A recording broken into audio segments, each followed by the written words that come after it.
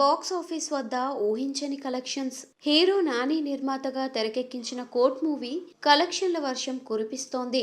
మల్లేశం, బలగం వంటి సినిమాలతో ప్రేక్షకుల్ని కట్టిపడేసిన ప్రియదర్శి తాజాగా కోర్ట్ మూవీతో ప్రేక్షకుల ముందుకి వచ్చాడు. నేచురల్ స్టార్ నాని నిర్మాణంలో వచ్చిన ఈ సినిమా మార్చ్ 14న ప్రేక్షకుల ముందుకు వచ్చి బ్లాక్ బస్టర్ హిట్ టాక్ సొంతం చేసుకుని బాక్స్ ఆఫీస్ వద్ద వసూళ్ల ప్రభంజనం సృష్టిస్తోంది. ప్రియదర్శి, హర్ష రోషన్, సాయి కుమార్, శివాజీ, హర్షవర్ధన్, విశిఖా కీర్తి, శ్రీదేవి తదితరులు ఈ చిత్రంలో కీలక పాత్రలు పోషించారు. రామ్ జగదీష్ కోర్ట్ మూవీని డైరెక్ట్ చేశారు.